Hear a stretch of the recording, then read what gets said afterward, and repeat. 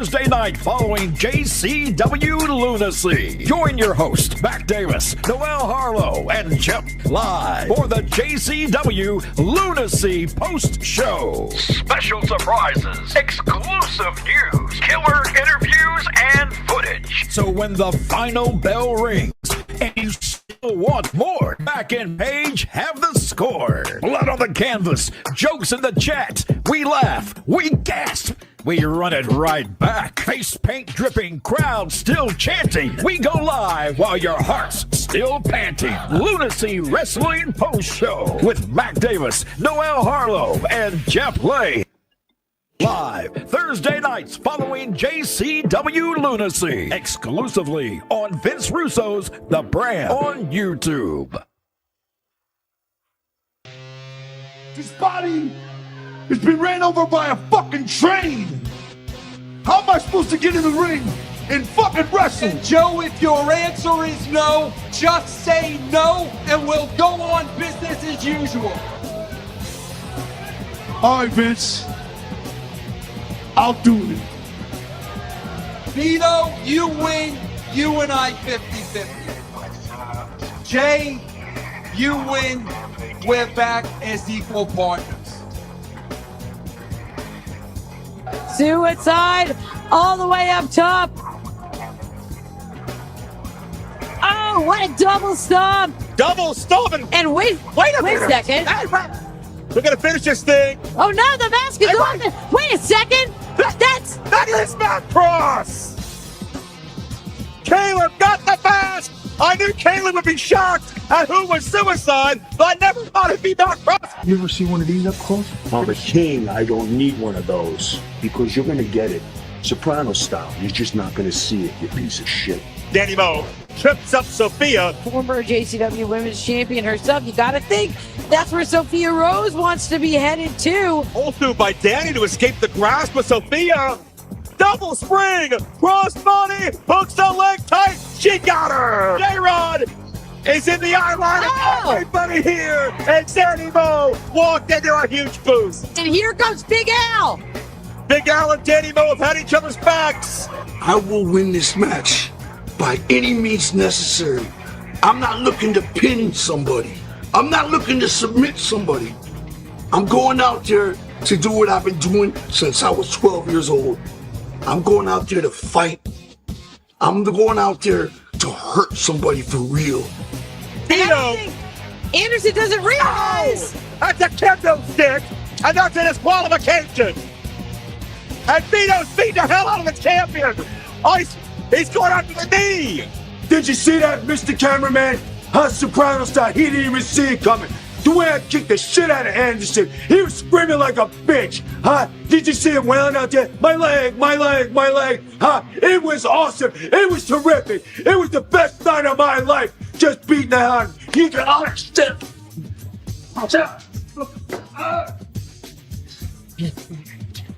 Making an open challenge to anybody in the back. Who wants to steal the show? Go down in history. Burn this place to the ground. JCW style. And the veteran Cross Facade coming back in. Coast to coast. Oh, no. Cape Rada never sidesteps. Thrust kick Oh, Facade. wait, no, Facade went down. Oh, He landed. I can't tell if it's his knee, his ankle. it was a freak accident the way he pivoted. Wait. Facade, run him out. No. Facade came out here on the surface level with respect. Well, cocaine, got to get his stash back. Even if it takes an inverted DDT and maybe a coke slam combo. No. Oh, no. The Outbreak again in control. That's a lot of money tied up in his hand. Oh. Oh, into the face. His mind is clouded. He didn't see Flo coming. Drop the elbow. Flo can't winner. Hopefully, these zombies are not thinking with the mind you programmed them to have anymore, Barnabas. His own sick creation. Whoa. Oh, Whoa. they're after Barnabas next week.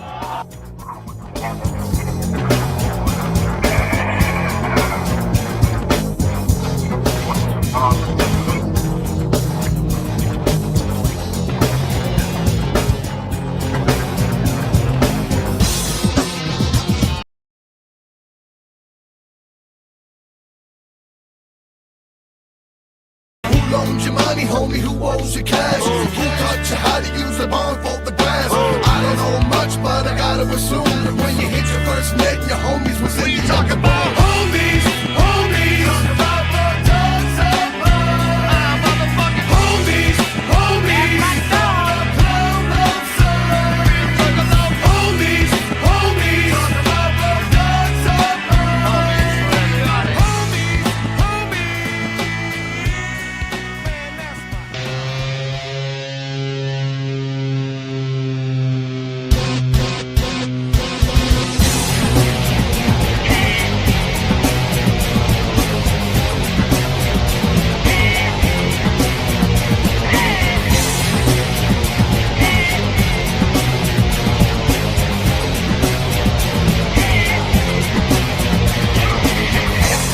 what's up to me? I would never dare you. What's up to me? I would never spare you. Hello, everybody, and welcome to the HMG Insanity Show, your JCW Lunacy review show, live right here on Happy Media Group's YouTube channel, and of course on the Patreon after the fact. I am your host, Jimmy T. He is my co-host, Whoop Whoop Brandon and Brando. You like that classic tune there? Do you remember the ICP and Vampiro scene back in WCW? Oh yeah, take it, pal. Whoop whoop. Yeah, take it. Exactly. Spot on. I heard it and I thought, you know what, man, I'm gonna utilize that here tonight, man. So I'm pretty pumped by it. It's a cool tune too. Dude, it is a jamming tune. Absolutely. 100%. And by the way, happy Easter to everyone that's celebrating it or not. I know for you guys, it starts tomorrow, even though it is pretty late right now. It's after 10 o'clock for you guys. But Brandon, what have you got going for Easter anyway, man? Honestly, I have to work, unfortunately. Oh, really? Man, that sucks. Well, not sucks. You're making money, bro. Yeah, but in a weird way, it kind of works out because whatever family gathering that I had planned ended up not happening because of, I'm not going any further to say family medical issues. We'll just leave it there. Oh, man, I feel you, dude. I've told you this stuff off the air too, man. It's life, unfortunately, man. It is what it is. But I totally understand where you're coming from. But nevertheless, we're not here to put everyone down. We're here to cheer everyone up. Because we did just come from the watch-along, the Stand and Deliver watch-along.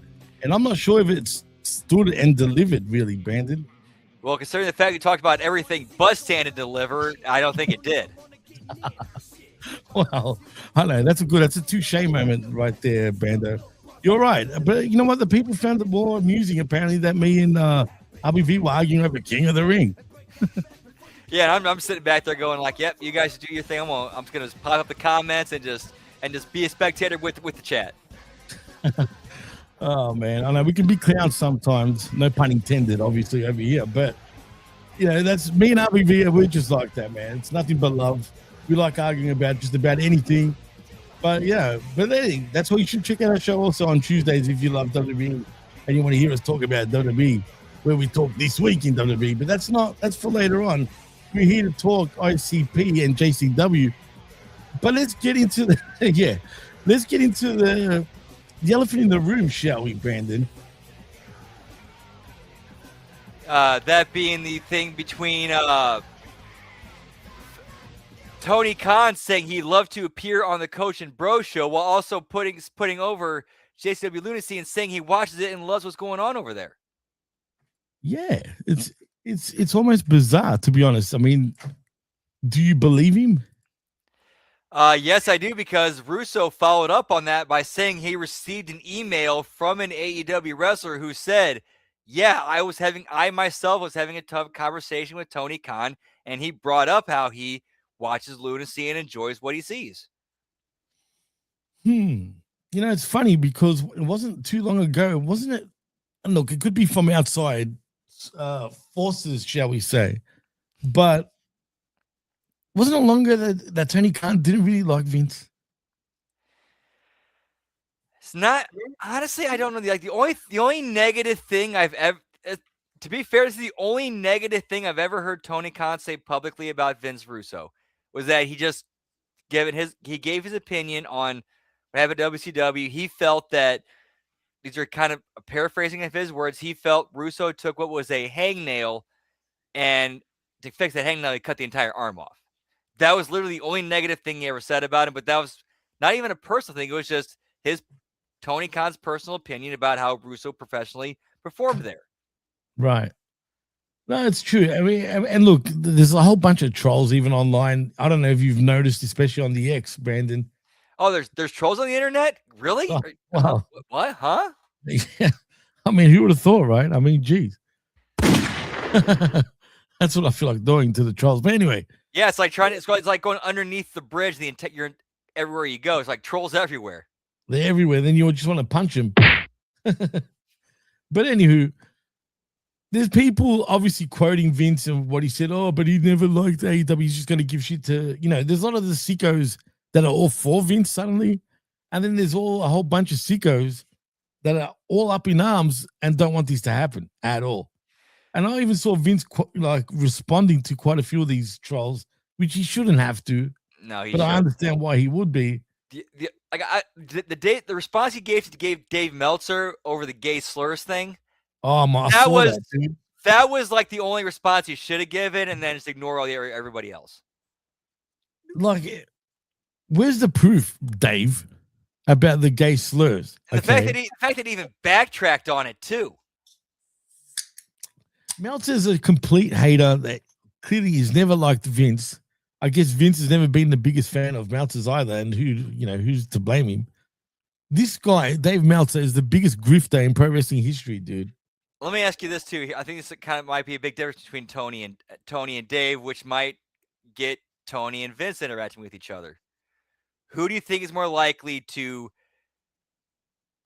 It might take a little bit of massaging, but who's more likely to accept, like, okay, I'm a bit of a goof. I can laugh at myself and take jokes at myself, even make jokes at myself. Right. Tony Khan or Meltzer. Who's more likely for that to happen?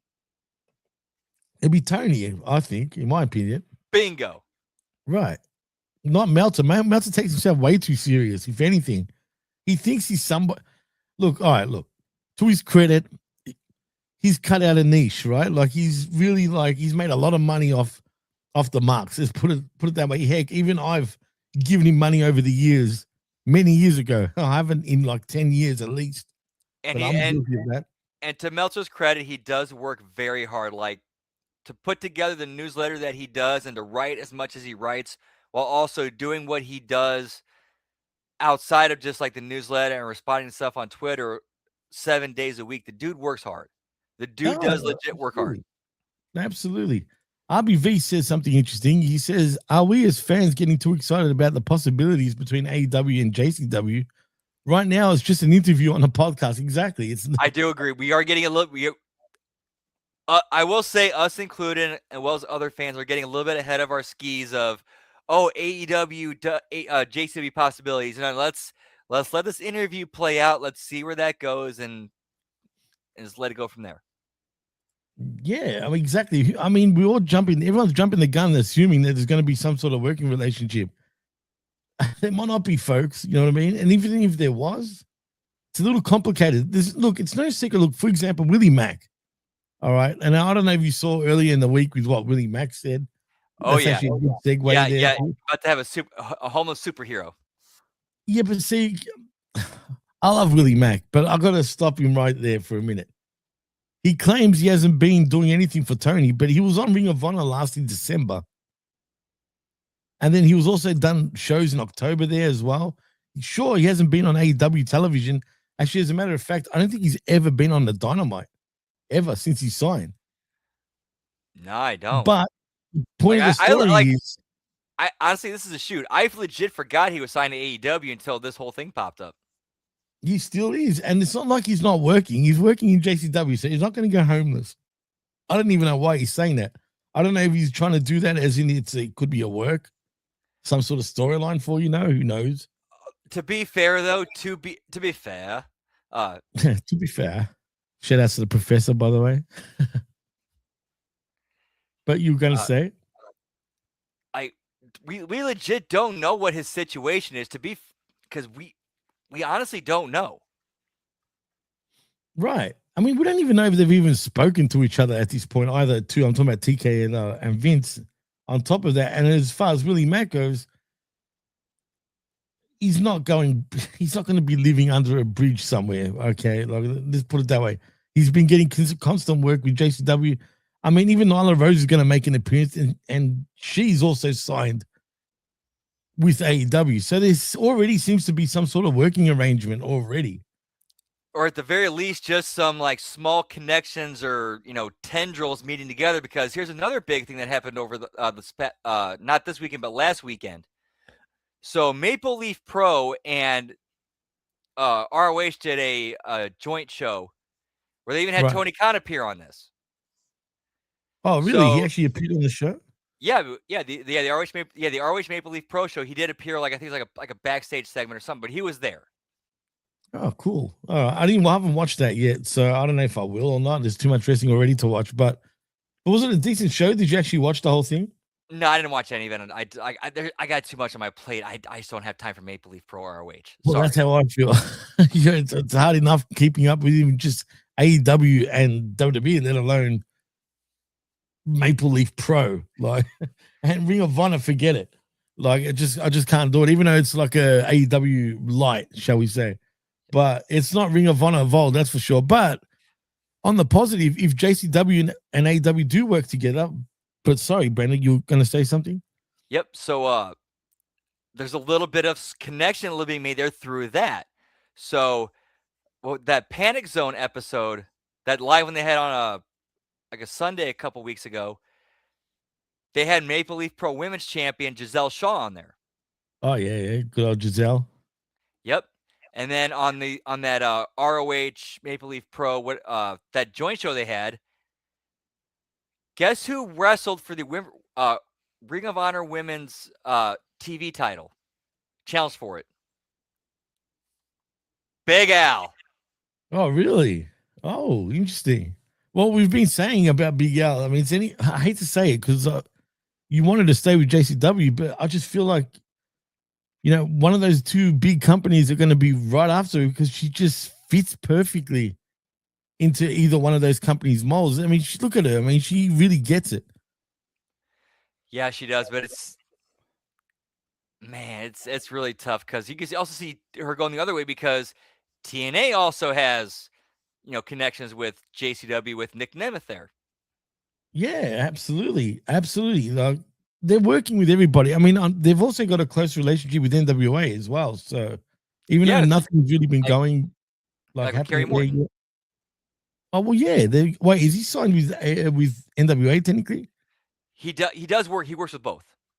All right, but now that I think about it, I do remember him in NWA. Now that I think back on it, but I'm going to assume, because look, we haven't really seen him as frequently as we'd like. For example. Yeah, the last time we saw him was that Panic Zone episode where he was the mystery opponent for Nick Nemeth. Right. But where is he now? He can't be in Japan still, that's for sure. I don't know. That was the last we saw of him, was that, and nothing's been shown of him on Lunacy. Yeah. Well, Josh says Southern 6 NWA. Well, we'll see what happens there. But nevertheless, do you think, before we move on to actual JCW and talk about Lunacy, do you think Vince and TK will work together? I'd love to see Vince actually write for AEW. Oh, my God. I mean, seriously, they need someone to freshen shit up over there. Whether TK, has can let go of his ego and let someone like a Vince come in and actually write the show. I don't know if it'll cause a lot of heat in that locker room, because it probably would. There's a lot of people in AEW that don't seem to like Vince, which I don't even understand why. What did he do to use? Really? What, because you've heard all this bullshit or whatever? He killed WCW. He did not kill WCW. In fact, let's be honest, dude. If you look at the numbers, when he came in, the numbers actually got way better for WCW. And heck, when WCW did close down, it closed down averaging over 3 million a week still. WWE would kill for those sort of numbers right now, including AEW. If you really want to look at the important, here's the important numbers you really need to look at for like the ratings of WCW 99. They at the very beginning, as soon as 99 started till WCW closed, Nitro was in a free fall. Like they were like on a like a every 3 months they just dropped. There was only one 3-month period where they stabilized and stopped dropping. That was the 3-month period that Russo and Ferrara were there. As soon as Russo went home, it resumed. Right, and let's be real. Also, there was a whole power struggle going on there, even with Bischoff. Bischoff and Vince didn't get along, obviously, and you know, it's just a whole bunch of politics. And Vince is not. Then they make out Vince Russo to be some sort of, I don't know, like some big monster, like you know what I mean, like. But they don't take into account all the bullshit that was actually going on long before he even turned up to WCW. Yeah, basically, what was it? Even Stevie Ray said, like when Russo and Ferrara showed up, like they ain't got a chance. Like they can do whatever they want to do. They got no chance here. Because of the environment and the system that's set up, they're set up to fail. Right. You're right. And as Josh says, which is a famous, they'll put butts in seats, as Shivani said. WCW gave spoilers about Mick Foley winning the title on Nitro. A lot of people switched channel. They did.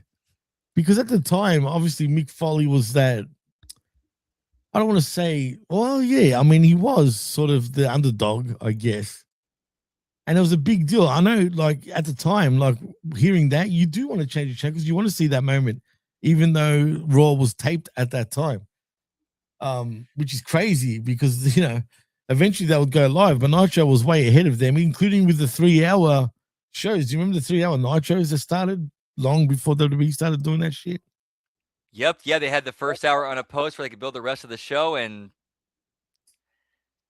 then they did that stupid thing. It's like, that was a slog, dude. Even then, like 3-hour Nitro, my God. And I was sucking that shit all up back then. I was taping everything, dude. I was recording absolutely every wrestling show around that I could get my hands on. So it's pretty crazy, like how I used to want more wrestling. Like, bring it to me. Give me.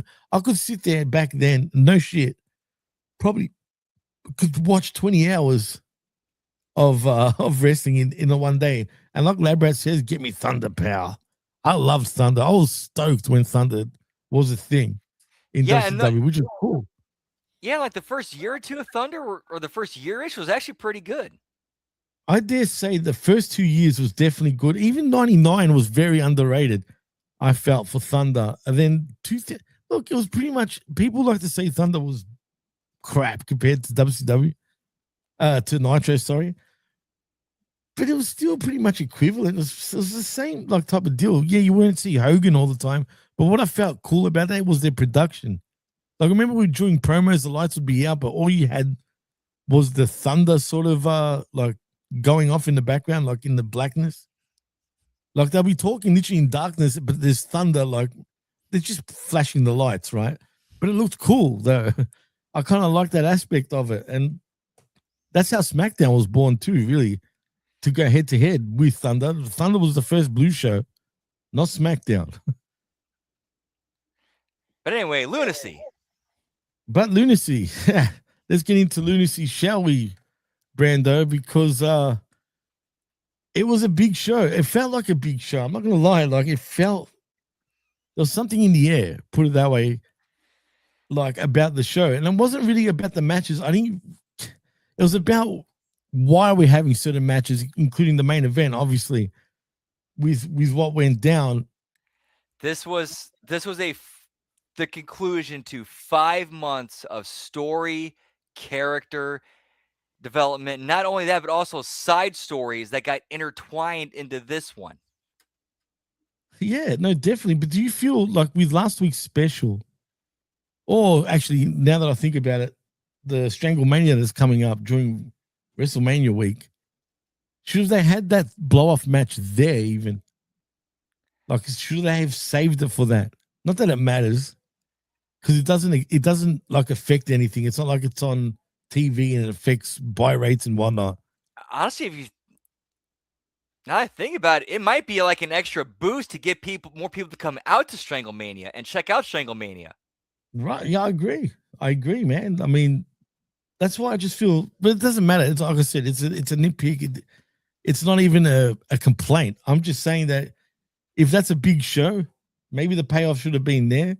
Well, but hey, though, between now and then, who knows what they might be building to and paying off at the show. Yeah, I'm intrigued. I'm very intrigued. I mean, shit, if you want, we can even start back to front if you really like. If you want to talk about the main event, we can go there if you like. I mean, me and RBV play around like that. But since we're on it, let's talk about it. Let's save that for the main. All right, fine. We'll save it for the main. Brandon's the boss, so I'm gonna go with the boss. He says it's for the main, it's for the main. But honestly, I don't mind going back to front even sometimes. But anyway, let's though get into the first matchup of the evening, because it wasn't first. It was basically not a vignette, but like a whole promo about the road to Deadly Resolution, which is the main event, which went for a good 15 minutes, man. And it was a good package too. Like it covered everything, so that way you knew it saw every beat that led up to it. It covered everything from Jay's mysterious investor to escalating attacks and even last week's handshake. So, but you know what was good though? Joe and Vita did set the tone for that night's main event and what it meant for the future of JCW. So that was cool. And I did like the package. I was just surprised it went from package to package because I did feel this show was really built all around the main event for the most part. Because there was a lot of like advertising going, not advertising, but a lot of like breaks, shall we say.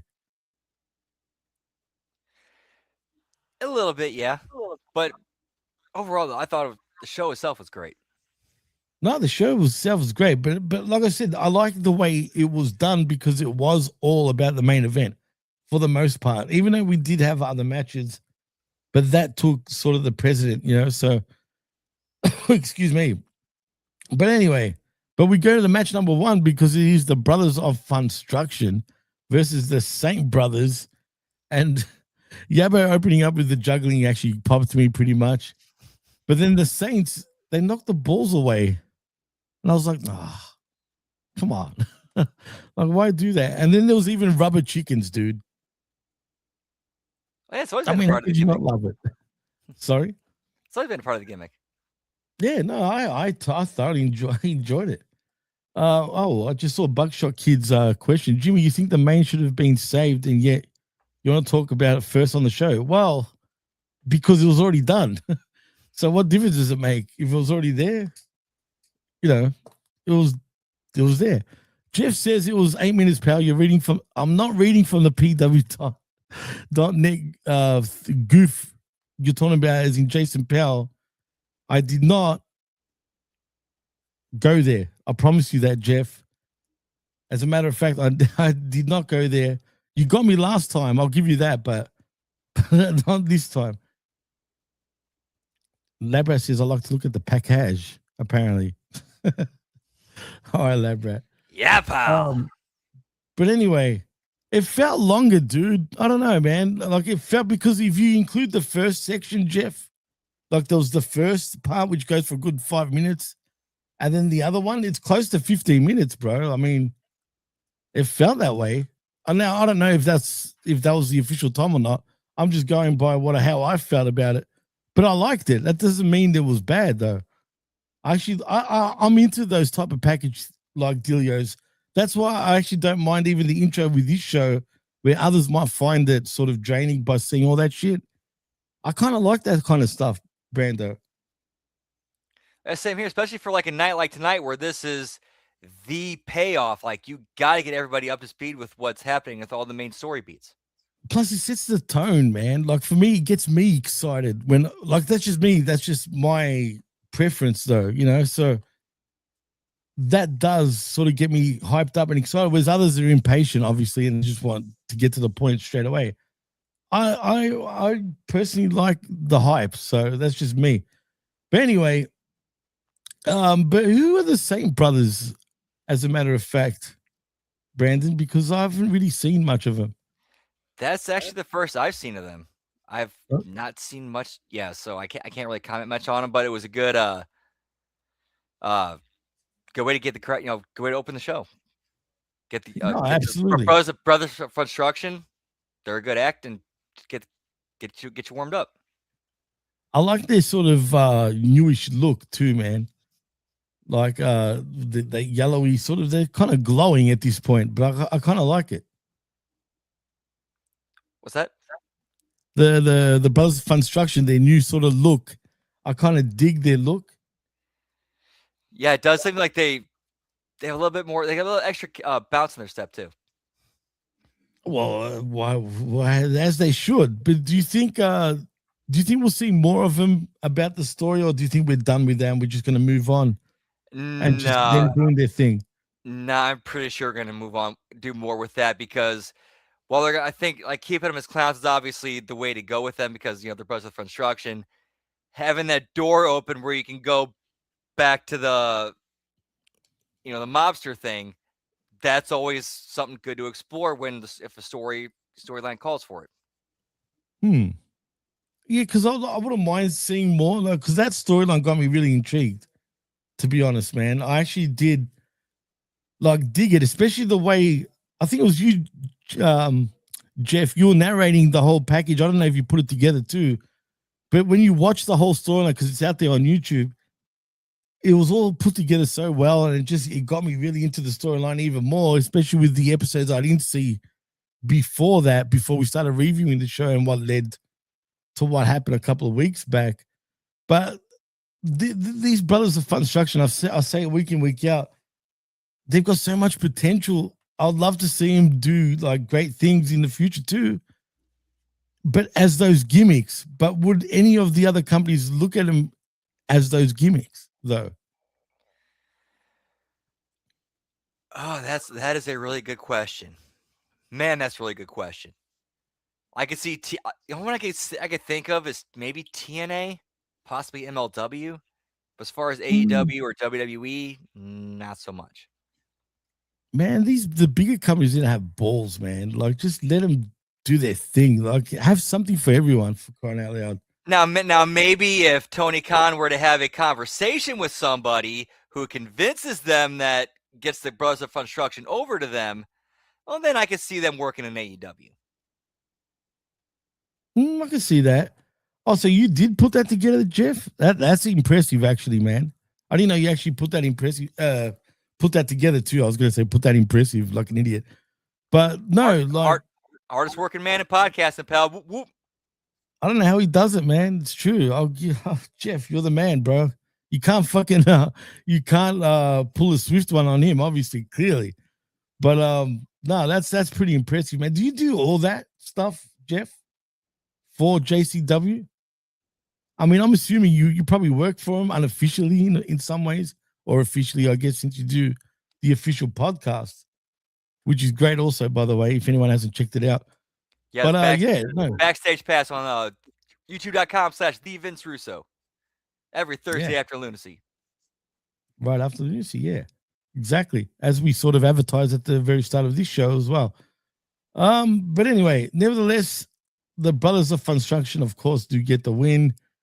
I don't know who the other dudes are, but I guess we're going to see more of them come in the future, right? I assume. Because they did get quite a bit of shit in. They did, yeah. And hopefully, need some more. I could use some more teams in there. Build up the tag team division a little bit more. Well, the Brothers of Podstruction do get the win with a Russian leg sweep for the finish. And apparently the time all up was 3 minutes and 51 seconds. But then we go backstage as we see Big Vito doing an interview. Vito says Violent J is guaranteed to lose tonight. He still hasn't revealed his third partner. He tells the Juggalos to get ready for Vito. For Vito Vile, should I say. Vito is just, what can we say, man? Like I said, we'll talk about the main event, obviously, but I just hope this is going to go deeper now after, considering what goes down later on. But he brings a smile to my face. I just can't believe how much he's rejuvenated his career, dude. It really blows my mind. And not just that, he's such a great person too, man. It's the renaissance of Vito. Like, how crazy is it that the best work he's doing is not in one of the big companies that he worked for? It's in JCW because he's free to be Vito and just turn the volume up and have fun. Yeah, absolutely, man. He's killing it, man. He's just killing it. You know, Jeff was spitballing before on the watch along. Actually, you know, why am I even asking him that question? Because then I'm asking for information, and really, it's not fair to even ask. So, you know what? I'll drop it. But, you know, we're discussing where to go with Vito, but I guess we'll save it for the main event where we'll talk about it more deeper. So we might as well move on anyway. As I said, the Brothers of Podstruction get the win, and then we saw Vito. But then we move on from Vito because it's match number 2. It is Bruya Wellington. Broadcast, yeah. Broadcast Wellington. I've never seen him in my life. I have no clue who this guy is. Versus Disco Ray with the ring rat. Who's this broke-ass Wellington, bro? From what I understand, he's a former multi-time JCW champion who is kind of his gimmick. He's kind of falling on hard times. That's always been his gimmick. Again, that's the summary of what I know. He used to be rich, like he did like a rich boy gimmick, and then lost all his money. I don't know, man. It's just, but he's a typical like, and there's nothing wrong with this. He is the epitome of like, you know, that indie pro wrestler, if you get what I mean. Like even by the way he acts and all that. But Jeff says he used to be Richie Boy, and Jeeves was his manservant. What? Really? That sounds funny already. I mean, if he was, I don't know why I could picture it, but anyway, that sounds pretty interesting. Maybe I should look into that. But anyway, as the match went on, there was a lot of shenanigans going on. Like basically, the ring rat was sort of teasing a Bronco Buster, I guess, on Broke Ass. But instead, we got a Disco Springboard. Disco Ray doing it. Sorry. Oh yeah, he did. Yeah, he did like the springboard off of her and did something to Brian Wellington. Yeah, but it was what's his name instead? It was Disco Ray that did it, and then that's more of a reward than like actual move.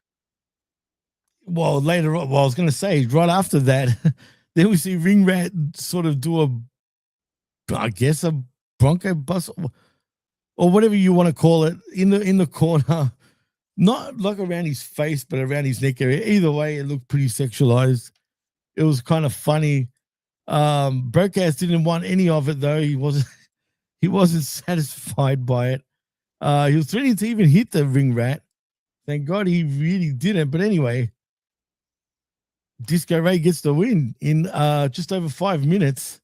And you know what? This match was kind of funny. Like it was, I guess it was a character-driven match. Yeah, it seems like what they're trying to get over is that that Disco Ray and Ring Rat are starting to finally get in sync with each other and start winning matches with their, working together. Well, you know what? They are, like, from what I've seen now, they've been, 3 weeks, I think, together now?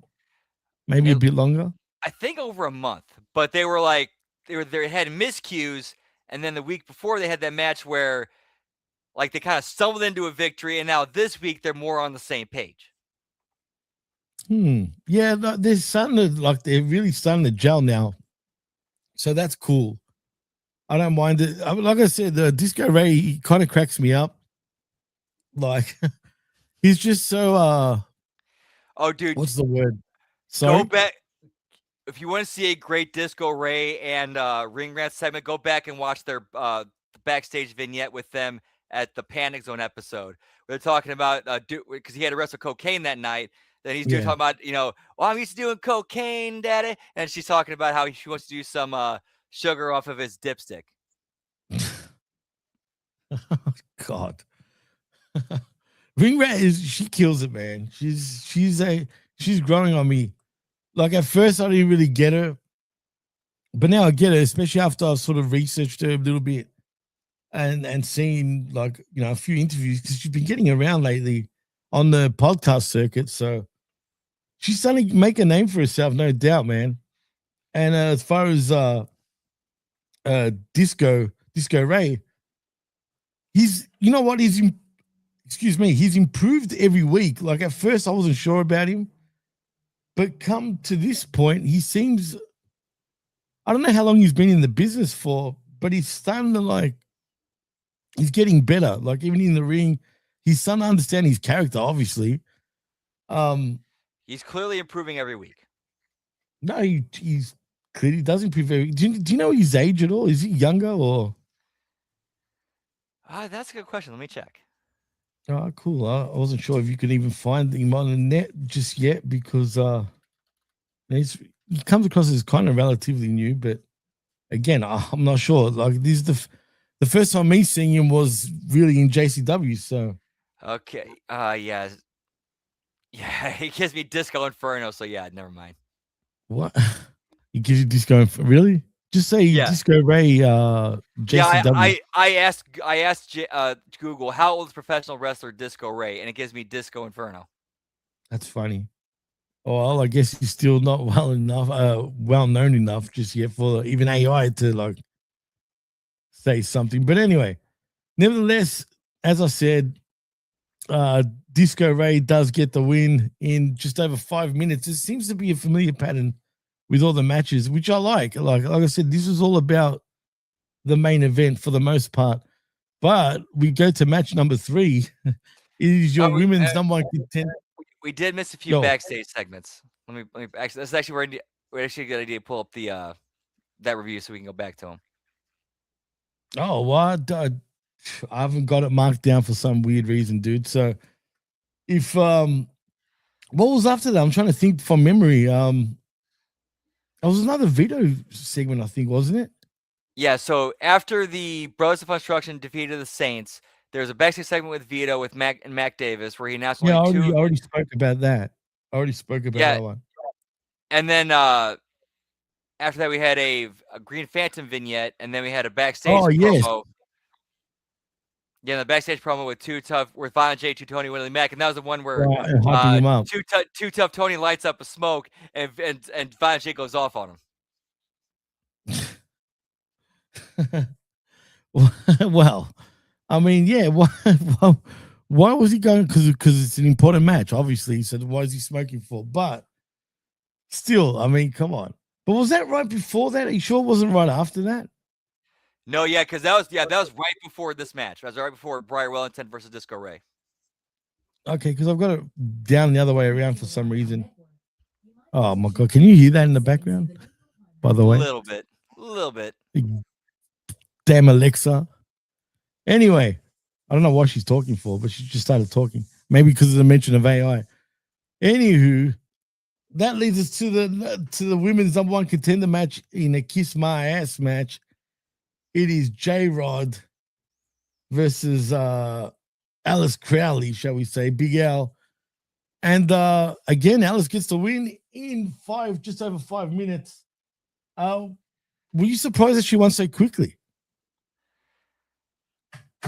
I mean, not really. With what everything going on in the show, like it doesn't surprise me. Plus, with the fact that with the stipulation that was set up during the match, where Big Al would put her number 1 contendership on the line if J-Rod would kiss her ass if J-Rod lost, and then ended up being J-Rod giving Big Al a low blow instead of kissing her ass, even though Big Al did manage to at least press J-Rod's face to her ass before she got the low blow. All right. Jeff, no, I didn't get the chance to, man, to be honest with you. Am I missing something with that? Should I go back and watch it? It's entertaining. I saw last week's episode, and it's then yeah, it's on the Psychopathic Records YouTube channel. It's on their live page though, because that was actually a live. Yeah, that was actually a live stream airing, like the Sunday after like a Friday and Saturday of Lunacy tapings. Oh, okay, all right. Wasn't that the? I don't want to say it was a pay-per-view or whatever, but like it was their midweek show. Well, not midweek. Fucking was at the end of the week or whatever it was. Yeah, it was like almost like kind of like I don't want to call it a Sunday Night Heat, but kind of like a continuation of the last Lunacy that was live. Interesting. Also, we forgot to mention about the Caleb backstage segment where he does go down the face, or he faced suicide last week. What's going on here, Brandon? With Caleb. Caleb and suicide. Okay. You remember the? I do remember that. I think he might be. Yeah, Caleb was once a piece of once Matt Cross. So basically, he's going out the ring and getting them from last week. And he's pissed off, but he was in the back room before. We do see him coming out later on, but is Matt Cross now? I guess he's not gone from the company, right? Basically, kind of like Steve Macklin with the pink slip. Oh wow! I guess it's a get out of jail card, pretty much for him. But again, like, why is it so personal now suddenly between these two? Well, because the chosen one thing, that's basically what it is, right? Yeah, and basically Matt Cross can't handle the fact that he lost, so he's coming after Caleb. All right. Well, it just I get. Look, in a way, because of the Vito storyline, sort of takes and obviously Violent J sort of takes up a lot. I guess this is a way for both of them to have something to do for the time being until they get the main thing settled, obviously. But nevertheless, it's I'm sure Caleb's got big things coming for him in JCW 100%. Is he working anywhere else other than JCW right now too, Brandon? Do you know of? Not off the top of my head. He might be working for NWA. I'm not 100% sure. And I also just sent you a link if you want to go ahead and share that for the. We'll do a clip from that Panic Zone of with Cocaine and Ring Rat and Disco Ray. All right, why not? I'll share it right now. Just give me a second while I get to it. Oh, yeah, it's an X video. Why is it saying age restricted? Oh, you're kidding. Oh, that is stupid. I'm using my phone right now, just quietly as a. Can you bring it up? Because it's telling me to use my phone and scan it to make sure that I'm of age. That's so stupid. So if you can get it up, and I'll share it to the audience. Y'all and your Australian privacy laws or Australian restriction laws. You obviously know about it. Oh yeah, I'm well aware of that. That's why I feel bad for you guys, bro. Put it this way, you know what they do now? Like basically, I have to take a picture of myself even at times to actually see that shit, and then send. I kid you not, bro. I don't know if it's AI. I guess it's AI that figures it out. Like it checks your face out and goes by. Oh yeah, they look over 18. Like, come on, man. Right, but anyway, when you got it up, you got it up? Yep, I got it. All right, let me just. You're going to have to play it. Yep. Let me know when you're ready to go. Oh, look at this. Oh, what? The rat still has that vial. Still has the stash. Do you hear it? Oh, my God. Yeah, I can hear it, yeah. Oh. Oh, well, this will be a pick-me-up.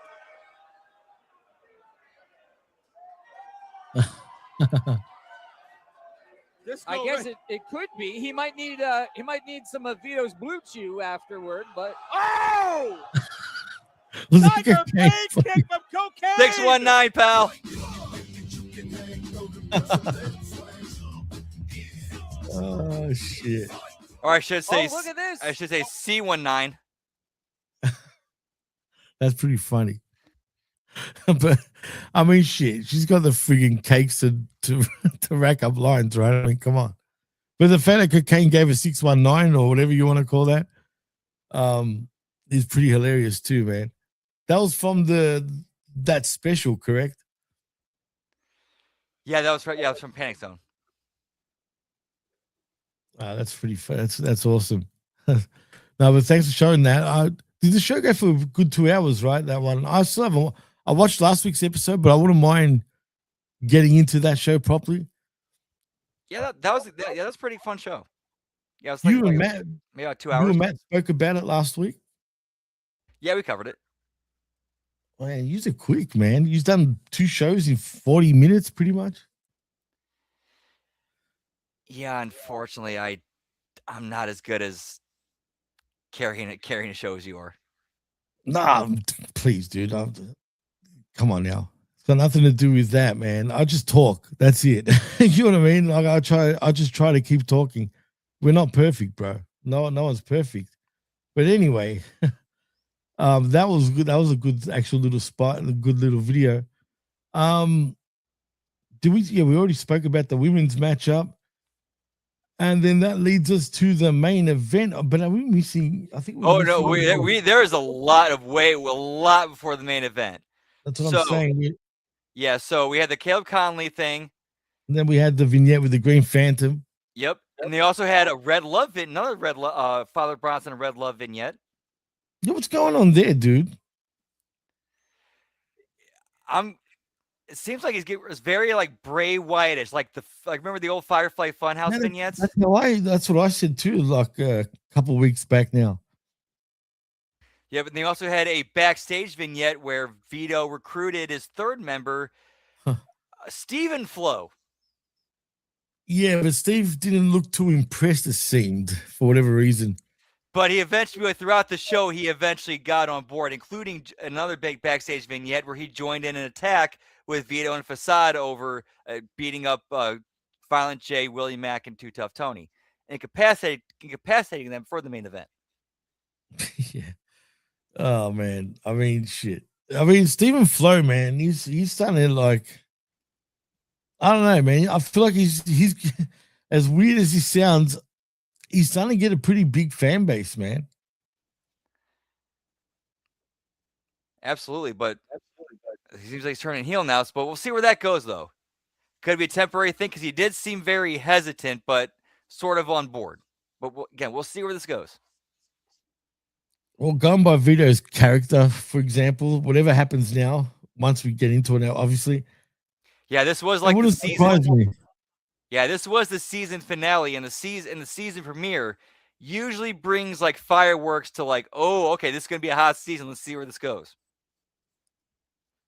Yeah, I mean, like I said, like I love the whole road towards the main event of this very show, and you know, it was a good payoff too. I'm just intrigued. Well, like I said, we'll get to it in a moment, but I'm just intrigued by. You can go so many ways at this point with what happens now, but anyway, was there anything else that we need to touch up on before we get to the main event? Oh, I mean, then we had other than I think the confrontation between Conley and Cross in the ring, which led to Russo even coming out and waving goodbye to Matt Cross. Oh yeah, that's. Oh well, yeah, but is it going to be the end of him? Oh, of course not. No, I think Russo's been a fan of Cross for a while. He's definitely going to find ways to keep using him. Well, he's a veteran, man. He's been around. He's been wrestling for over 20 years. Oh yeah, absolutely. I mean, that's the kind of presence you want in the locker room. Look, man, he's a great worker, great wrestler. I mean, what is he? He'd be in his mid-40s by this point. And I would say late 40s, early 50s, if I had to guess. 50s? No way. What are you? Yeah, he was part of the Tough and like remember the Stone Cold Tough Enough? He was in that. Was he? Yeah. Wow, I didn't even know. And he was Son of Havoc in Lucha Underground. Oh, I knew that. I mean, I remember him in numerous promotions, man. I mean, he was even in the first All In. Yes, right, he was. Before it was he opened up the show. Before AEW was a thing. Yeah, right. I mean, the year before AEW, didn't he do a few AEW matches? I'm pretty sure he did. I could be wrong. Possibly, not 100% sure. I had to go back and look. Oh, I was just saying. 45, damn.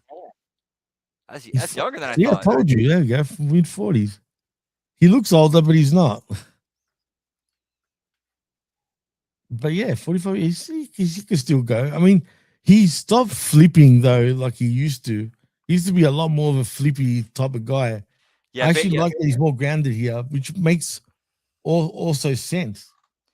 Yeah, the only flippies he does now is that springboard thing with the like the traps and the into the top rope into the cutter, then the 450. Yeah. I mean, but he has slowed down a lot compared to what he used to. If you see a lot of his older stuff, oh yeah, he was way like I don't know, like I said, he's done the right thing by taking it more slow and not like just flipping around. And plus, at his age, obviously now, you don't want to be doing that. You want to like ground him more, and he can. And his matches are still pretty entertaining. So, dude can still go. He's 45. He can still go. Well, he'd be able to go probably till his mid-50s for sure, man. I mean, today there's so many athletes in general that can still do things, man, that really you shouldn't have. I mean, when you think about it, back in the day, even in wrestling terms, for the most part, like in your 30s, you were done. And look at Chris Jericho this past Wednesday when he came out on Dynamite. He looked the best he looked in years. Yeah, I mean, well, when you're chilling, when was the last time he was even on AEW television? Wasn't it over a year, I think? At least a year, yeah. That's crazy, man. That's crazy. But I had a feeling he would end up back in AEW. But anyway, screw him. It is what it is. Like, he's back. A lot of people are pissed off about it. But like I said, screw him. Did we touch on the Russo vignette or not vignette, the promo? No, not quite yet. So we have it's actually right before the main event. Right. Go for it. You might as well touch up on it. All right. So yeah, it's time for the main event. Team Vito, which is Vito, Facade, and Steven Flo versus Team Violent J, which is Violent J, Too Tough Tony, and Willie Mack, who are, after the attack earlier, they're incapacitated. So what happens is Vito and his team make their entrances first. They demand Russo come out and with the papers and just kind of sign it. What did we skip for the backstage? There was a Russo part, I think, that we skipped from the backstage part. But it's nothing too serious. But yeah. Do you remember the Russo segment just beforehand? What's that? You don't remember the Russo segment, like in the back? I mean, I remember him being there when Cross was arrested, but that's about it. Then he was in the ring right before the main event as well, which we just touched on. Yep. Yeah. Because Big Vito demanded he comes out. Yeah, but he called him a piece of shit and all that, whatever. Like he's gonna fuck him up because he introduced like the mystery guy as well. Well, when we get into it, obviously. Because like you said, Team Violent J, the mystery guy was Nick Nemeth. Oh no, it was Anderson. Sorry. Let's kind of rewind because my mind got a little bit discombobulated there. I apologize. That's all right. Yeah. And so it's a 4-on-3 handicap match, by the way. Yeah. So it starts out with Vito and his team coming out. They make their entrances. Vito demands Russo come out and bring their papers so you can sign everything out so that they're co-owners. Russo says, no, what you did was wrong, so I'll put together a new team for Violent J.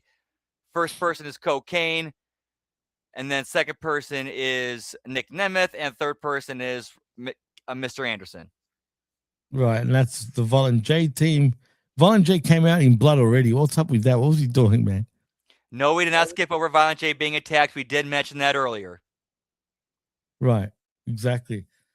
But anyway, he comes out in blood, and like you said, it was Cocaine, Mr. Anderson, Nick Nemeth, and then we got Team Big Vito in Big Vito himself, and Facade, your American champion, by the way, and Steven Flo. This match was treated as the biggest match in Lunacy history. By storyline, it definitely did feel like that, and it was a whole build of months of television coming to a conclusion. Excuse me. Yep, and there was that one spot that did get spoiled through. Like somebody tweeted it out, and then it got retweeted a couple times of Violent J spearing Vito through a door. Oh yeah, we see the door. Absolutely. Which luckily though, it was a really good. That's where out of context spoilers actually really do help out, because when I first saw that, I thought it was a spot in this match. I had no idea of the build and context of this entire show leading to the match, and the whole thing with the team being replaced and that actually being the finish to the match. Just seeing that out of context, it just felt like a spot in the match. I feel you, but you're right. Absolutely. But the match was, like I said, I'm not going to say I'm not the biggest fan of multi-man matches. Anyone that knows me knows that. But again, it wasn't all about that. It was all about progressing the story and, like, finishing something that's been going on for months. I'm just intrigued because obviously, Team Vito does not win the match. Unfortunately, I also wanted Vito to win. Heck, I even you know how he said if he won, like when he was building it up on X, for example. I don't know if you noticed what he was posting. Oh, I saw it. Yeah, he was posting about he's going to bring in drug tests. He's going to, like, no more Fagos. Screw that. You know what? I agree with the Fago at this point. It's a bit too sugary for me. You know what I mean? Too much sugar in the Fago, but still, it's all right. It's all right. It's an all right soda, but just so sugary, man. I just don't understand why.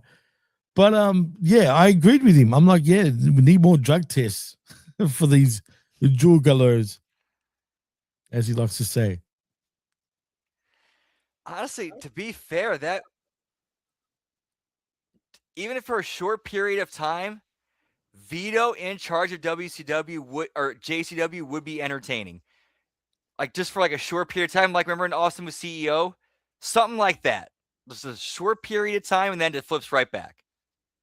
Yeah, I would have loved to see it too, but unfortunately, like, maybe what if they did like an alternate universe take? Like, hey, what if Big Vito won this? And then you just do like this is all a dream or something like that. Which just fantasy booking like that, though. But if you want to go there, I mean, if his team did win, it would have been hilarious. That's for sure. Like, that's one thing, and he would have made everybody's life like miserable for sure. But now, like we'll discuss, you might as well bring it up. Do you think there's a possibility? And now, I don't know if I do want to see this or not, but could we get Vito being humiliated basically in the coming weeks? Yes, but in the right way, like the way that if Violent J got his way, but also because he's also 50-50 with maybe even Vince being like, come on, man, be a little bit more merciful. You see, again, I'm just speculating here. So because again, we don't know where this is going. All we know is right now, Vince Russo and Violent J are 50-50. They're both equal partners. No one can overrule the other one. Right. So who knows where that could end up going? Could Vince be feeling some, sympathy if feel like Jay might be going too far and step in for his, old friend? Well, that's an interesting point. I mean, come on, they're paisans. There's got to be something there. I mean, but I don't know. Like I said, I'm intrigued. I mean, obviously we got to find out. That's why I kept thinking, like, because even now, like, what does Vito do from here? Is he still going to have any friends? Well, Jeff's pointed out something important. I forgot. Yeah, Vito did actually agree to the stipulation that he would paint his face and dress like a Juggalo. Oh, so, shit, he did too. So that does have to happen, because if Vito's a man of his word, he did agree to that. That's on him. That's on him as a character. Yeah. And the thing is, Vito's cool to play that type of shit anyway, man. But like, he's down to humiliate himself for the greater good of the business anyway, which is great that he even has, because there's a lot of wrestlers with their freaking egos that wouldn't put themselves in certain spots. But Vito gets it, man. And that's why he's been in the business for how many years, and the fact that he's still 61, like it really blows my mind. And the fact that he's doing as well as he is with his character, I mean, like they're having an angle where he's getting sexed up into trances where he's like in a coma, temporary comas. Well, I mean, if Miss Knuckles, violated you, Brandon, I'm sure you'd be in a trance too. I know I would be. I'd be scarred. As Vito is clearly. But do you think this leads to him bringing even some more guys into JCW to help him out? Because I feel like I don't know. I just don't see many people trusting him right now. That's a very good question. Because since everybody in JCW hates him, maybe he could reach out to the outside, reach out to some old family he might know.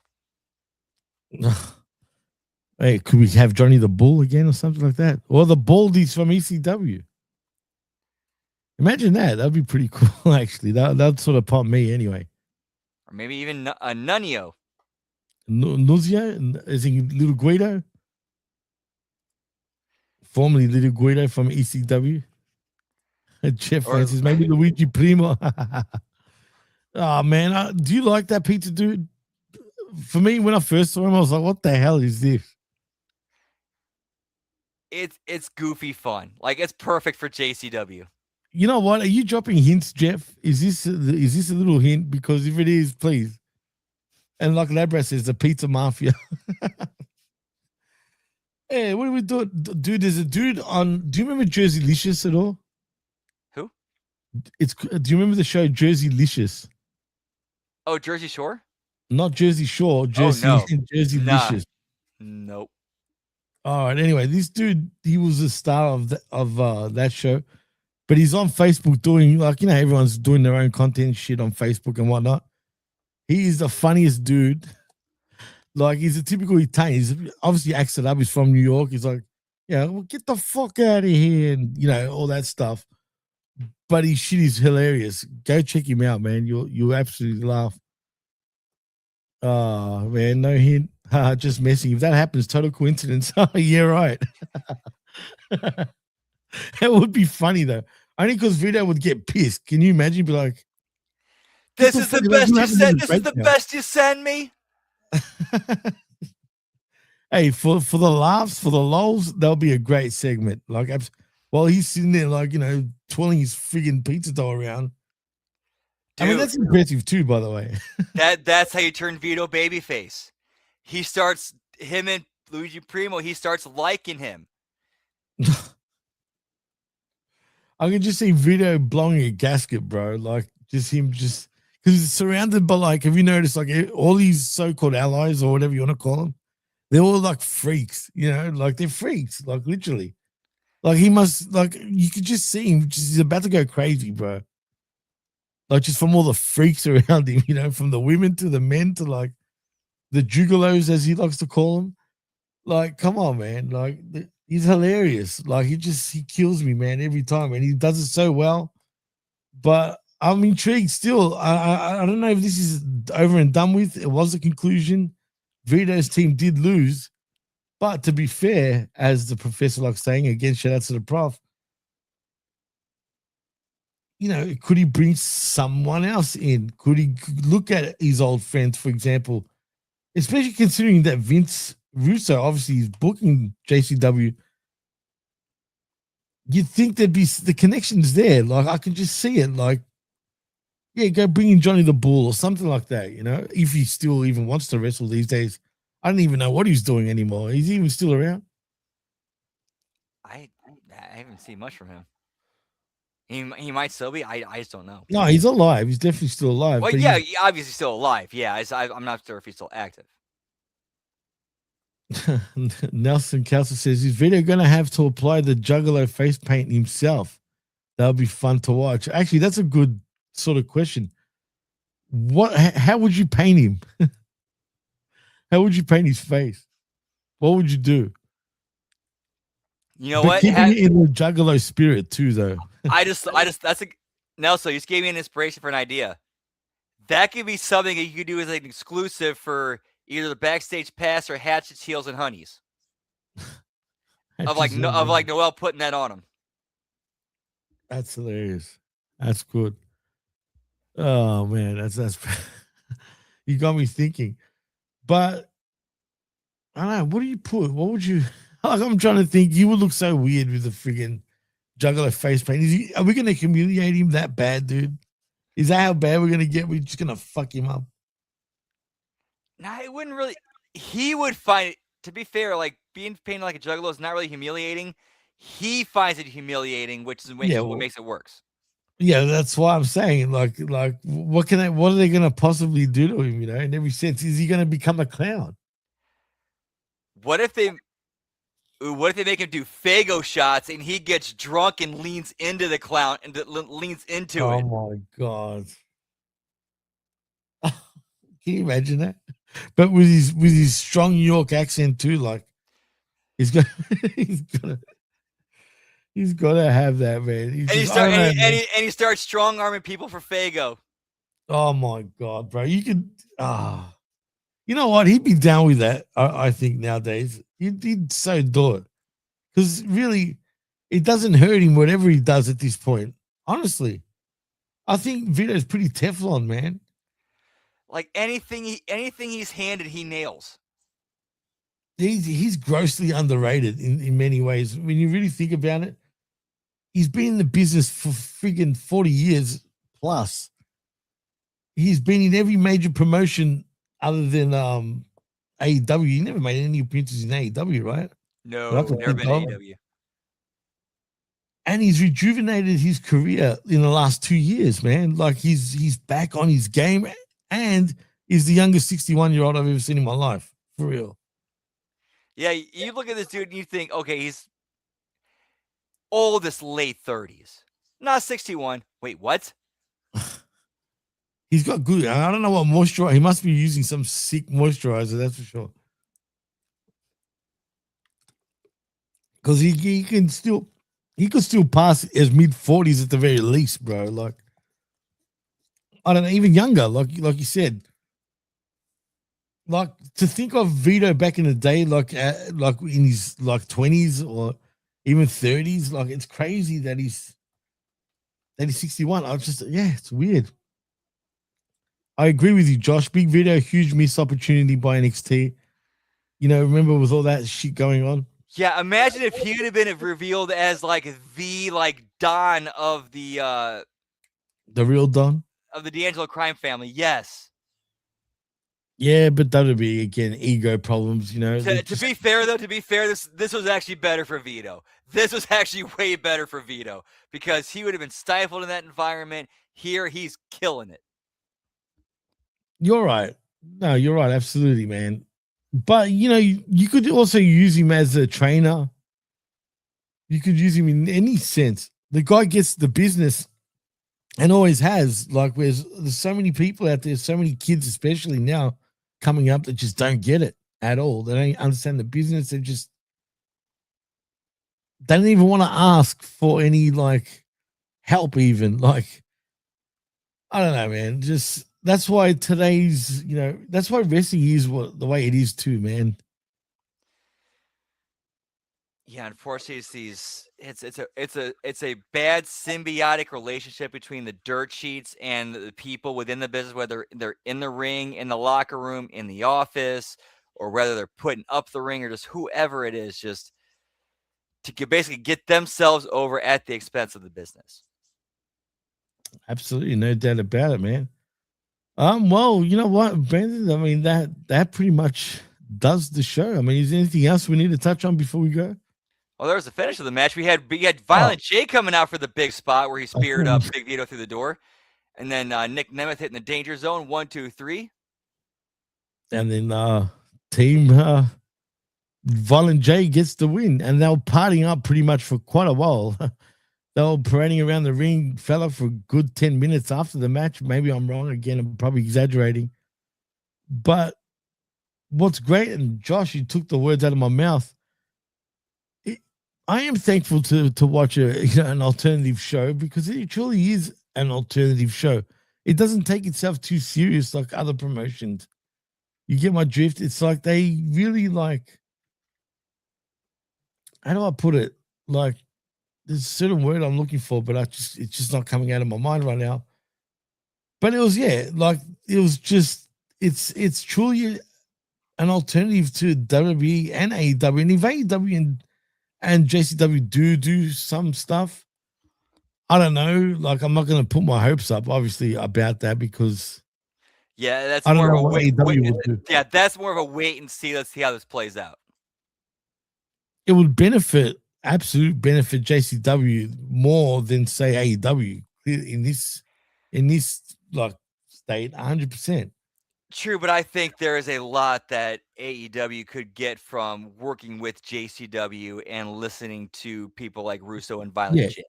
Character they would. Yeah. I really do think if there's a collaboration, AEW would absolutely benefit from it. They would. Because adopting some of what JCW is doing into their show would help them so much. But are they open for help? That's the problem. Yeah. That is the question. But we get to see where this interview and conversation goes, because apparently Russo himself has said this.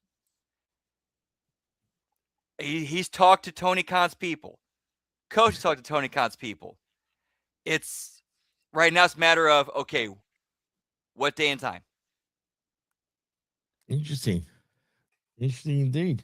Well, we're gonna have to wait and see what happens there. And like I said, this show I thoroughly enjoyed. It was, but like I said also earlier, the whole show was based on the main event, which it should have been anyway. I mean, we did get the payoff with the women, of course, as well, but it was all basically surrounding this match and the power struggle that's going on in JCW. So let's see what happens next. Hopefully it gets even more intriguing, because I'm there for it. And it is the quickest, like, 1.5 to 2 hours wrestling show on the planet right now. You're right there, Brandon. You got a mouthful of Fago.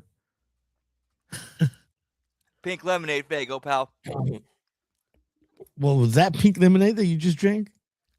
Yes, it was. Pink lemonade. Have I ever had pink lemonade? I'm not sure if I have or not. But does it taste like normal lemonade? No, it's delicious. It's absolutely delicious. I love it. Really? Yeah, it's like lemonade, but like a strawberry cherry flavor. That sounds about right. A good old mishmash of berries and shit. But anyway, Brando, if you had to give this show out of 5 humming face slaps, what would it be? 1 slap, 2 slap, 3 slap, 4 slap, 5 face slaps. 5 face slaps, pal. The 5 out of 5 for you? Ha ha ha. That was the most monotone ha ha ha I've ever heard. But it's sick though. It's awesome. Anyway, yeah, I'll go probably a 4 to a 4.5. Only because there's nothing really. If something's going to be 5 stars, and that's why Meltzer's also destroyed all that shit, it's got to be the best thing since sliced bread, literally. Like, because I think we exaggerate, like, as humans, the way we grade shit. Like, we full on, like, everything into anyone, something is worth something to someone. You know what I mean? Everything is worth something more or something less to whoever. But anyway, so that's why I'd say I'd give it between a 4 and a 4.5, which is freaking high. I mean, geez, it was probably my second favorite show since watching JCW. My favorite show was obviously about, what was it, 3-4 weeks ago? I think it was the first show. No, the second show that we ever did, as a matter of fact, dude. And points to Jeff. Whoop, whoop. He's grading on the Meltzer scale. Whoop, whoop. Thanks, Jeff. Oh, no, you're selling out to Meltzer. Yeah. Maybe it'll be 10 next time. Who knows? We'll see. Anyway, Brando. Maybe if they are in the Tokyo Dome. Speaking of the Tokyo Dome, before we go, there's a big uproar about the new champion over there, too. I don't know if you've heard about that. No, I have not. What's that? Exactly. I've never heard of this guy in my life. It's some freaking and I love Japanese wrestling. You know this, right? I don't know who the hell this guy is, but he's your new IWGP World Champion for whatever reason. Weird. I don't know what they're doing in that company at the moment, but it is what it is. Nevertheless, make sure you're back here next week once again for Insanity, where we talk, of course, all things JCW Lunacy. And look out tomorrow for that wreckage at 11 a.m. Eastern with myself, the Vet, and the Professor Juggalo Vera Cruz, including a special surprise guest from back in the day. As a matter of fact, it's not a wrestler or anything like that, so don't get too excited. It's just an old friend of the show. So Michael maybe I just gave it away. Sorry, what'd you say? Michael Enright? I'm not saying nothing. You're going to have to tune in to find out. And he's more associated with the Smack Attack, as a matter of fact, Brandon. So maybe that's a hint of it. It's probably not going to be John Enright, but shout out to Johnny Enright, man. I actually miss the dude. He just got married too, by the way. I'm not saying nothing. You're going to have to tune into the show to find out. Anyway, Brandon, tell him what you're doing and what's next for you, man. What are you up to? All righty. Thank you, guys. This is always a blast. Seriously, this is one of my favorites. HMG Insanity, where we talk about Lunacy, is one of my favorite shows of the week. Get hanging show. Like, this is the best wrestling show on TV every week, which is why I'm so excited to do this show with Jimmy T and hang out with you guys. Whoop, whoop. All right, so coming up this week, tomorrow we have HMG After Dark. We're going to be doing AAA, catching up with that, and then doing a few episodes of Season 12 of Trailer Park Boys as we get ready for Season 13, as it's about to get released later this month, or at least scheduled to. Of course, card always subject to change, but we're just getting ready on our end for that. And then Monday, we got the Monday Locker Room, the Raw Watch Along, the Impact Attack. Tuesday, we got This Week in WWE. We got Hitting the Marks. We have the A Show. We have the Late Start NXT Watch Along. We have this, the Wednesday Locker Room. And then Wednesday, we got the Next Level Wrestling Review. We have the AEW Dynamite Watch Along and Bell Count Thursday. JCW Lunacy Watch Along, TNA Impact Watch Along, as well as the Friday Locker Room. And then Friday, the SmackDown Watch Along and Bell Count. I think Saturday is Rebellion. Yeah, Saturday is TNA Rebellion Watch Along. Whoop, whoop. Another pay-per-view? Is that a pay-per-view? Yep, yes, that's one of their flagpole events, which is weird because last week they had a pay-per-view for Sacrifice, which, to be fair, they actually did do at least a decent job of filling out, but at least for for them. Well, they sold out? Sacrifice, whatever it was last week? I mean, yeah, they sold about 1,400-ish. Wow. That's all right. I mean, wrestling on the outside looks kind of all right, but really there's a lot of bullshit going on amongst like the big companies.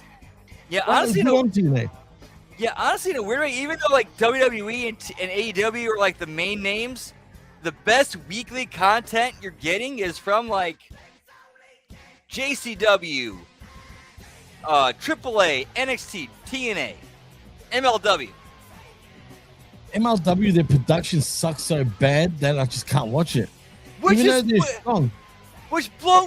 honestly, the fact that MLW's their production is so bad, it blows my mind. Wait a minute, didn't you guys get $20 million in a lawsuit reward from WWE? Are you not investing that $20 million into your production? Like, what the fuck? I know it's simple fixes too, but they always, and I will stay away from them for years even. Go back if something interests me, and then the production just, I don't know, it kills me, man. The one thing I can't stand is hearing a real loud friggin' ring and audio sounding really bad. And I'm an audio guy, as you know. Like, I cannot stand bad audio. I don't know. It's called Bauer or friggin' Tyler. I have no idea, but they need to fix that shit up because the show would be so much better if they actually cared about their production. Yeah, MLW definitely has something there. It's just that they need a few tweaks. They just need a few tweaks. Well, Josh said MLW champion Killer Cross. Boy, has he, and I love Cross, man. I've spoken to him numerous occasions. Like, He's a top guy, man. We follow each other on social media as well, but he got so screwed, man. Like out of WWE, unfortunately for him. Yeah, he did. But luckily, though, I think there might be the dude's got a future. Wherever he goes, he's gonna be doing well. I hope you're right, man. I'm gonna reach out to him too, actually, down the line. Buckshot Kid says MLW and TNA uses the same audio guy. That's another thing I couldn't stand about TNA, and I'm talking about after Dixie Carter even it got worse. With their damn loud rings, it just sucks, bro. Like, you know, they're running and you're pop, pop, pop, pop. Yeah, don't mic the fucking ring. You don't need to. Or at least turn the volume down. Oh yeah, or turn the lights on or off. Whatever the joke was between you guys on the Impact Attack. Yeah, that's for backstage segments. Like they have these unnecessarily bright, multicolored lights on for no reason. Yeah, there's all these horror like chicks in the around in the company too and all that. But anyway, I don't know. Wrestling promotions are weird sometimes, Brando. But anyway, in saying that, thank you for everybody that joined us over here on a sort of late edition of Insanity, because we were doing this watch along and of Stand and Deliver. Did NXT Stand and Deliver? And no, fuck no. I think they got knocked down and didn't deliver, and they owe everyone a refund at this point. But it got knocked down and did not get knocked again. Did Tyson bite that? I'm definitely going to keep that one down. Yeah, I know. Tell me about it. Anyway, everyone else, again, thank you for joining us. Happy Easter. Have a safe Easter too, by the way. Don't get too drunk or whatever your thing of choice is. Don't go too crazy and eat up. You never eat enough. Look at me. Come on. Anyway, in saying that, I am Jimmy T. He is Whoop Brandon, and you've been listening and watching the Insanity Show live right here on HMG's YouTube channel and, of course, on the Patreon after the fact. Till next time, we're out. Peace. Before we go, one last thing. Oh, what's that? In about 10 to 15 minutes, we will be live over on Twitch, twitch.tv/LGBrandon. Whoop, whoop. Not sure what we're doing tonight, but we'll be doing something. I was just going to ask you, what are you playing? Roll the dice. You might go old school, you might go PS2. Who knows? You know, I'm really tired. If you can't tell, look at my face. I look freaking out. I'm buggered right now. I've had already a crazy day. But I feel like playing PlayStation, but I don't know, man. I think I'm just going to chill and nap it for a bit because I got to watch 4 hours of friggin' AEW before doing direct hits. Oh, dude, I'm sorry. I am so sorry, bro. I will say, though, at least like the first 30-ish minutes of Dynamite, I will say at least the first 30 minutes was kind of like Tony's attempt to crash TV. Interesting. Is he trying to take a few pointers off Uncle Vince? I'm wondering because, yeah, like he did pull some swerves those first 30 minutes. Interesting. We'll see where that goes down the line. I said I need to watch it, but now you got me a bit like worried because you said the first half was good and then it just sucked. But that's Dynamite. That's just it is what it is. Yeah, for some reason. Yeah, with Dynamite, they're good shit. They either pack it all into one part of the show or they sprinkle it throughout the show. Really? That's usually how it goes. We'll see how it goes. Hopefully it doesn't put me to sleep, but I am going to nap it for a bit because I need to. Because like I said, I've had a long day already, but I'll see you tomorrow in the AM, 11 a.m. Eastern, right here on the same bat channel, same bat network, right here at HMG. Until next time, Brandon, is there anything else you wanted to say before we go? No, other than whoop whoop, and check out our friends over youtube.com/TheVinceRusso. A lot of great YouTube content over there, and also Patreon.com. Actually, 2 Patreons. Patreon.com/Hami Media Group. We got a lot of great content over there, which is where Lunacy or Insanity is going to go to once this ends. And also a lot of exclusive content over there. And also patreon.com/RussoTWC, where you get all the brand content, including Castrated in the Marks, Raw SmackDown Review, Match 2 Theater, Lions, Tigers, Bears, and Head, and lots of other great content. Whoop, whoop. Whoop, whoop, indeed. Well, peace out, y'all. Happy Easter. Take it easy. And I'll see you in the AM. Laters. Whoop, whoop.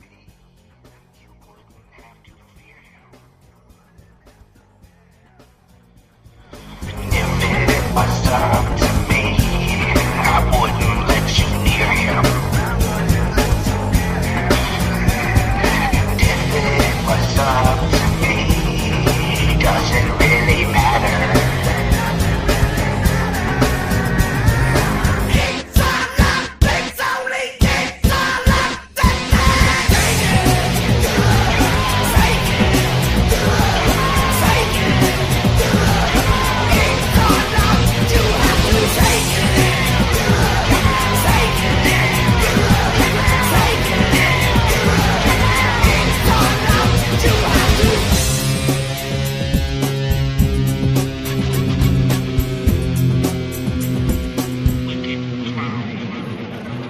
Wanna see what goes on over here. You don't even wanna get near. Shit, if I was you, I'd turn around and back on up before your ass gets stuck, little buster. Turning me mud with that lip flapping. What you thought was gonna happen?